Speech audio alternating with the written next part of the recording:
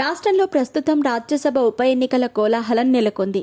AP నుంచి ఖాళీ అయిన 3 స్థానాలకు ఎన్నికలను నిర్వహించడానికి అవసరమైన షెడ్యూల్ కూడా వెలువడింది. ఇటీవలే కేంద్ర ఎన్నికల కమిషన్ దీన్ని విడుదల చేసింది.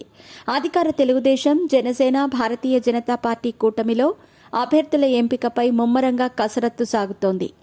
వైఎస్ఆర్ కాంగ్రెస్ పార్టీకి చెందిన 3 రాజ్యసభ సభ్యులు మోపిదేవి వెంకటరమణ, బీద మస్తాన్రావు, ఆర్ కృష్ణయ్య తమ పదవులకు రాజీనామాలు చేయడంతో ఈ ఉప ఎన్నికలు అవసరమయ్యాయి.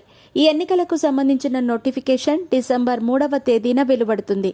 అభ్యర్థులు తమ నామినేషన్ పత్రాలను దాఖలు చేయడానికి చివరి గడువు అదే నెల 10వ తేదీ 20న ఎన్నికలు ఉంటాయి.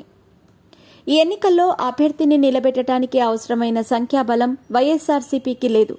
ఎన్నికల రేసు నుంచి దాదాపుగా తప్పుకున్నట్టే. ఫలితంగా ఈ ఎన్నికలు ఏకగ్రీవం కావటానికే అవకాశాలున్నాయి. టీడీపీ, జనసేన, బీజేపీ ఈ 3 సీట్లను పంచుకోవచ్చని తెలుస్తోంది.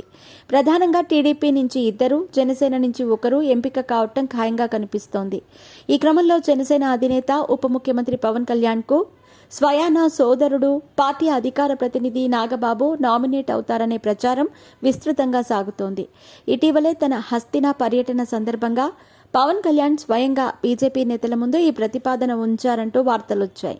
దీనిపై తాజాగా నాగబాబు స్పందించారు. అవన్నీ ఊహాగానాలేనంటూ పరోక్షంగా తేల్చి చెప్పారు. రాజకీయంగా ఎలాంటి పదవుల గురించి తాను ఆలోచించట్లేదని పేర్కొన్నారు. తన నాయకుడు పవన్ కళ్యాణేనని, ఆయన సారథ్యంలో నిస్వార్థంగా పనిచేయటానికే ప్రాధాన్యతనిస్తానని వ్యాఖ్యానించారు. పవన్ కళ్యాణ్ స్వార్థం తెలియని ప్రజానాయకుడని నాగబాబు కీర్తించారు. ఆయన చేసే ప్రతి పని కూడా ప్రజా శ్రేయస్సు కోసమేనని, ఇందులో వ్యక్తిగత స్వార్థానికి ఆస్కారం లేదని చెప్పారు. వ్యక్తిగత స్వార్థ ప్రయోజనాలకు పవన్ కళ్యాణ్ ఎప్పుడూ దూరంగానే ఉంటాడని అన్నారు. ఎప్పుడూ సత్యానికి, ధర్మానికి కట్టుబడి ఉంటాడని, రాష్ట్ర బంగారు భవిష్యత్తు కోసం ఎంతవరకైనా వెళతాడు, పోరాడతాడని కితాబిచ్చారు.